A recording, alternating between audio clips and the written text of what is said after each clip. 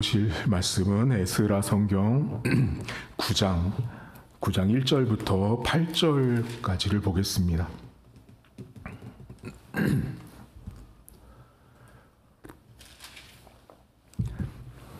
에스라 9장 1절입니다. 이일 후에 방백들이 내게 나와 이르되 이스라엘 백성과 제사장들과 레위 사람들이 이 땅 백성들에게서 떠나지 아니하고 가나안 사람들과 헷 사람들과 브리스 사람들과 여부스 사람들과 암몬 사람들과 모압 사람들과 애굽 사람들과 아모리 사람들의 가증한 일을 행하여 그들의 딸을 맞이하여 아내와 며느리로 삼아 거룩한 자손이 그 지방 사람들과 서로 섞이게 하는데 방백들과 고관들이 이 죄에 더욱 으뜸이 되었다 하는지라.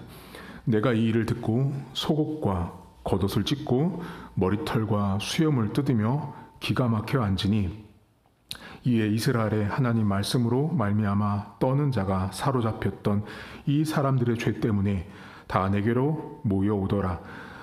내가 저녁 제사 드릴 때까지 기가 막혀 앉았더니 저녁 제사를 드릴 때 내가 근심 중에 일어나서 속옷과 겉옷을 찢은 채 무릎을 꿇고 나의 하나님 여호와를 향하여 손을 들고 말하기를 나의 하나님이여 내가 부끄럽고 낯이 뜨거워서 감히 나의 하나님을 향하여 얼굴을 들지 못하오니 이는 우리 죄악이 많아 정수리에 넘치고 우리 허물이 커서 하늘에 미침이니이다. 우리 조상들의 때로부터 오늘까지 우리의 죄가 심하매 우리의 죄악으로 말미암아 우리와 우리 왕들과 우리 제사장들을 여러 나라 왕들의 손에 넘기사 칼에 죽으며 사로잡히며 노략을 당하며 얼굴을 부끄럽게 하심이 오늘과 같으니이다. 이제 우리 하나님 여호와께서 우리에게 잠시 동안 은혜를 베푸사 얼마를 남겨두어 피하게 하신 우리를 그 거룩한 처소에 박힌 목과 같게 하시고 우리 하나님이 우리 눈을 밝히사 우리가 종노릇하는 중에서 조금 소생하게 하셨나이다. 아멘. 오늘 에스라 성경 9장은 에스라는 바벨론 포로에서 이스라엘 백성들을 귀환시킬 때 2차로 귀환을 시켰던 인물입니다. 1차는 수룹바벨, 2차는 에스라, 3차가 여러분 잘 아시는 느헤미야입니다. 오늘 성경은 이제 바벨론에서 포로로 한 4개월 정도를 긴 거리를 걸어서 이스라엘 백성들이 도착을 했고 이미 이제 먼저 왔던 이스라엘 백성들이 성전도 건축하고 거기서 살고 있었는데 에스라가 와보니까 오늘 본문에도 2번이나 표현하는 게 뭐냐면 기가 막힌 상황이라는 표현을 기가 막혔다라고 이 에스라가 말을 하잖아요. 너무도 어처구니가 없고 기가 막힌 상황이 그 예루살렘 성에 연출되었어요. 그게 뭐냐면 여러분 전에 말씀드렸잖아요. 이스라엘 백성들이 바벨론 포로로 끌려가고 그 땅에 이제 남아있었던 그 안에는 가나안 족속도 있었고 오늘 본문에 애굽 족속도 있어서 수십 년 동안 이 예루살렘 땅 자체가 완전히 혼합됐어요. 그러니까 순수 혈통이 아니라 수많은 이방 나라 사람들이 섞여서 살았단 말이에요. 섞여서 살다 보니까 무슨 문제가 터졌냐면 서로 결혼하고 아내를 삼고 며느리를 오늘 삼은 거예요. 근데 오늘 본문에 보면 누가 으뜸이래요? 고위, 고관, 제사장들 앞에 있는 사람들이 더 그렇게 살았다는 거예요.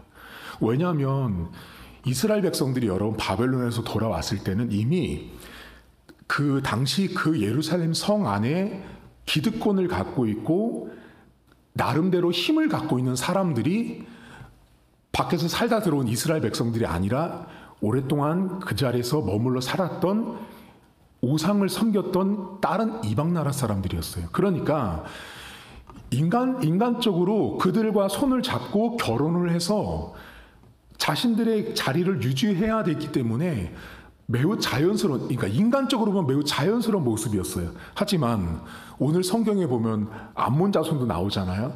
근데 하나님께서 여러분 이방 사람은 신명기나 민수기에 보면 뭐라고 나오냐면 그들은 여호와의 회중 안으로 여호와의 나라 안으로 들어올 수 없다라고 말해요. 이건 뭐냐면 결혼을 한다고 결혼을 해서 그들이 하나님 나라에 받아들여지는 게 아니라는 거예요. 안 받는다는 거죠. 그러니까 하나님 백성과 이방인을 철저하게 구별하셨는데 이스라엘 백성들이 바벨론 포로에서 돌아왔는데 놀랍게도 앞에 서 있는 지도자들이 더 으뜸이었던 거예요. 이방 나라 사람들과 결혼하고 며느리 삼고 아내 삼는 게 더 앞장서서 일을 한 거예요. 그러니 오늘 성경에 에스라가 기가 막혀 앉아 있었다라고 말하잖아요. 어처구니가 없는 거예요, 여러분. 이게 우리가 볼 때는 하나님의 은혜로 말미암아 고레스를 통해서 그들을 보내셨잖아요.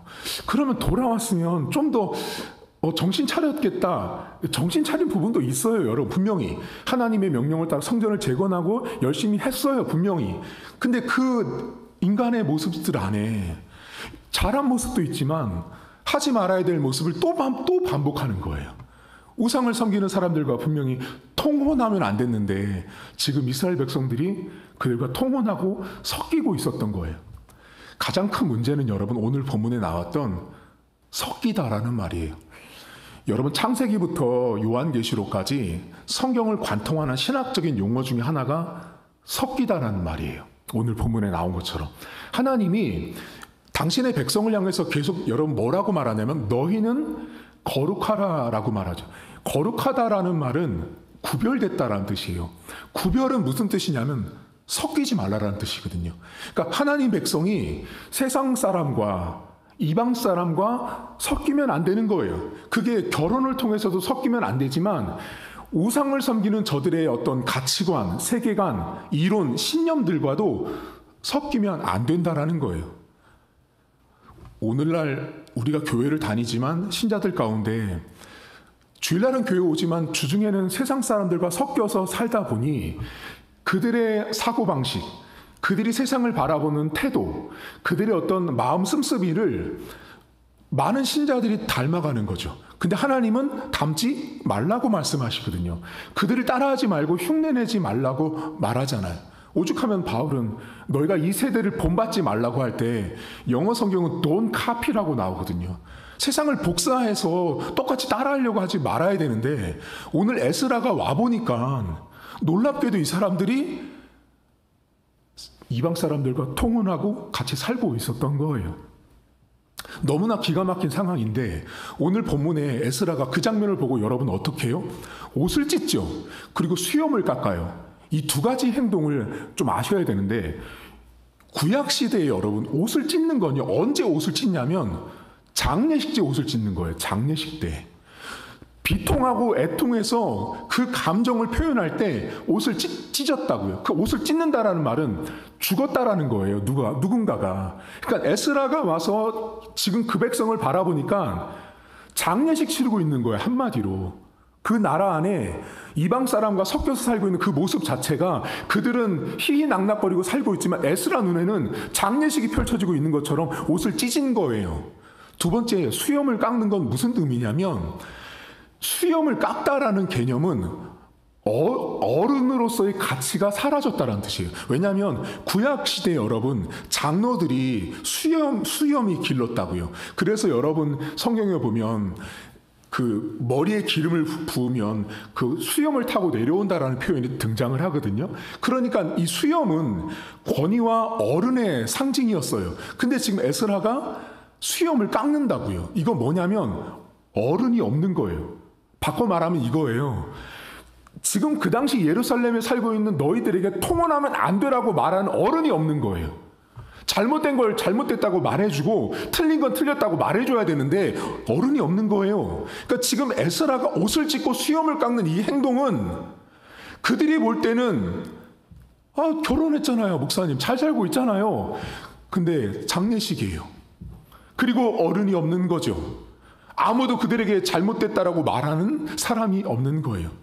여러분 오늘날 왜 한국 사회나 기독교 안에 문제가 있냐면 틀린 걸 틀렸다고 말해주는 사람이 없답니다.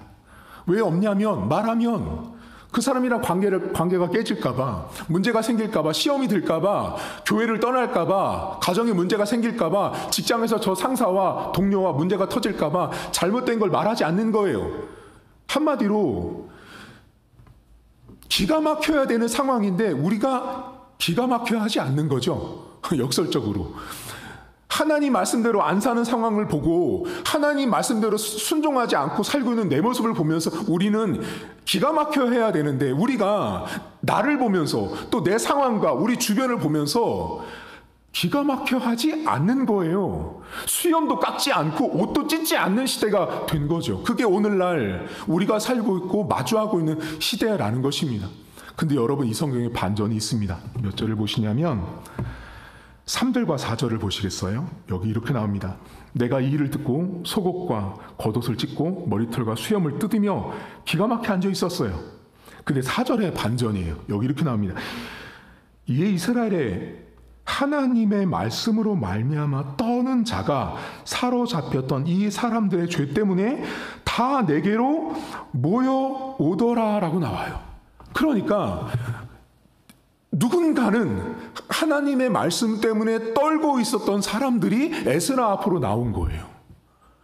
여러분, 세상은, 우리가 살고 있는 이 시대 속에 하나님은요, 말씀 앞에 떠는 누군가를 세워놓고 그들을 통해서 하나님의 일을 이루어 가신다라는 걸 이 장면에서 보셔야 돼요.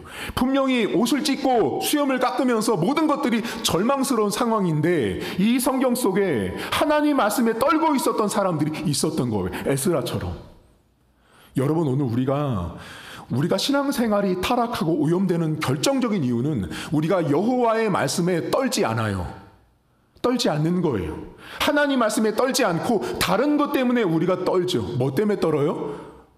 돈 때문에 떨고, 권력 때문에 떨고, 세상에서의 위치와 여러 상황들 때문에 우리는 떨지, 하나님 말씀 때문에 우리는 떨지 않아요.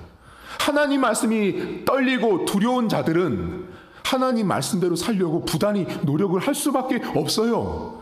그리고 하나님 말씀이 떨리는 사람들은 하나님 말씀을 전하는 이 자리가 두렵고 떨려요. 저 역시도 매일마다, 매주마다 여러분 앞에 서지만 이 자리 서는 거 매우 두렵고 떨린다고요. 안 떨린 적이 없다고요. 왜냐하면 하나님 말씀이기 때문에 두려운 거예요. 근데 우리가 오늘을 살 때 여러분들은 뭐에 떠세요? 우리는 떠는 대상이 하나님 말씀이 아닌 경우가 너무 많은 거죠.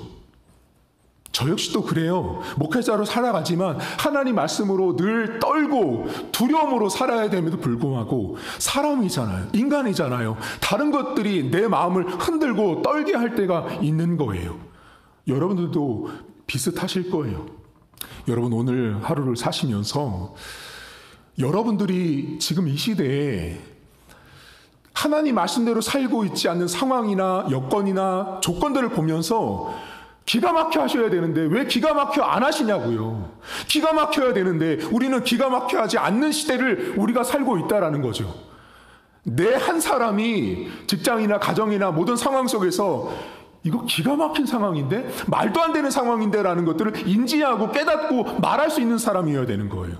내가 그런 말을 못하면 오늘 에스라처럼 옷도 찢지 않아요. 수염도 깎지 않아요.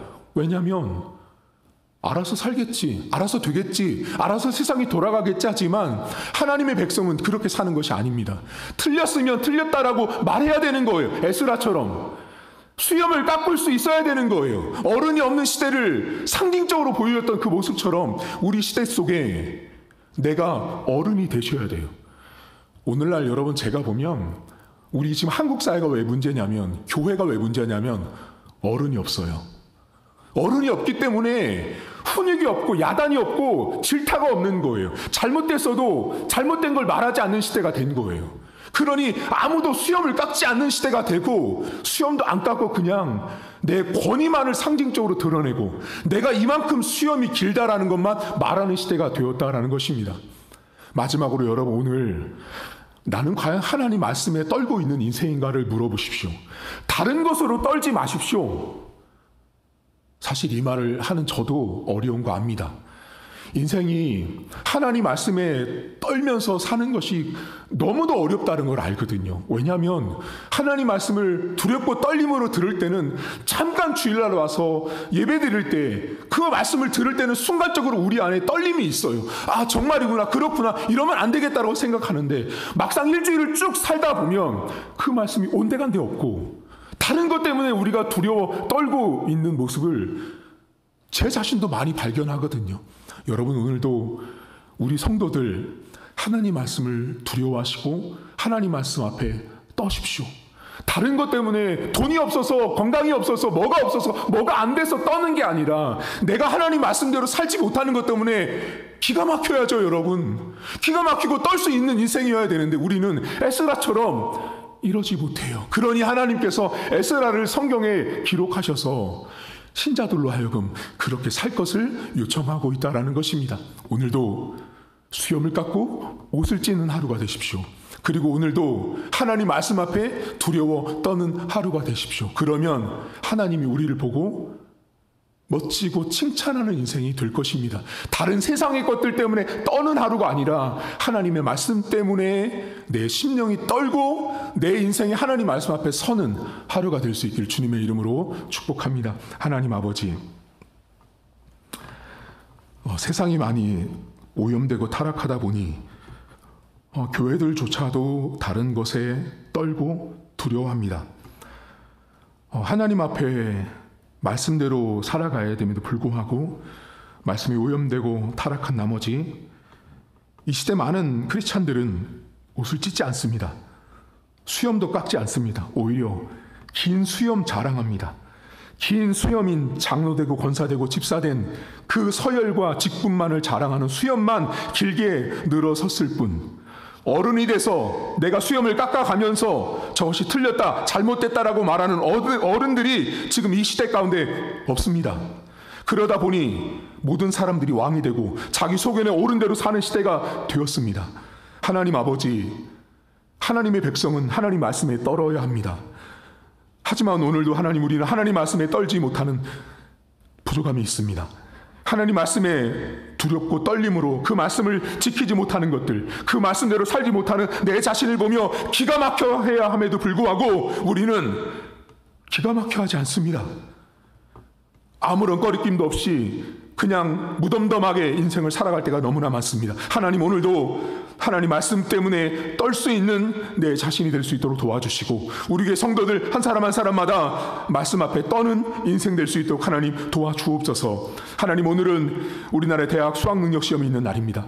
모든 수험생들을 붙들어 주시고 시험을 보든 시험을 보지 않든 준비하든 준비하지 않든 어떤 학생이든지 하나님께서 축복하시고 함께 하셔서 그들의 앞날과 그들의 비전과 그들의 가는 길을 하나님께서 예비하시길 원합니다. 모든 수험장마다 감독관으로 세워지는 모든 교사 선생님들 하나님 지켜주시고 하루 종일 교실에서 그 아이들을 관리하고 책임지고 또 앉아서 시험 보는 모든 아이들에게 지혜와 능력을 주시고 잘 감당하게 하시옵소서. 하나님, 그래서 이 땅 가운데 비록 실력을 겨누는 이 수학 능력 시험을 보고 있는 과정이지만 그 가운데는 하나님의 자녀들이 너무나 많이 있습니다. 주의 자녀들 얼마나 그동안 기도하고 간구했는지 하나님 알고 계시고 그들이 가는 앞길을 선한 길로 인도해 주셔서 사람의 생각과 사람의 뜻이 아닌 하나님께서 교회 가시고 준비하신 길대로 우리 자녀들, 우리 백성들이 나아갈 수 있도록 은혜를 베풀어 주시옵소서. 오늘도 주께서 말씀으로 떠는 하루, 하나님 앞에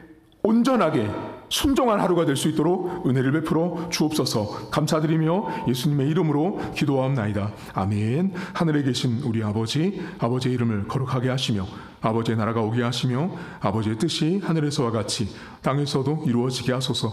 오늘 우리에게 일용할 양식을 주시고 우리가 우리에게 잘못한 사람을 용서하여 준 것 같이 우리 죄를 용서하여 주시고 우리를 시험에 빠지지 않게 하시고 악에서 구하소서. 나라와 권능과 영광이 영원히 아버지의 것입니다. 아멘.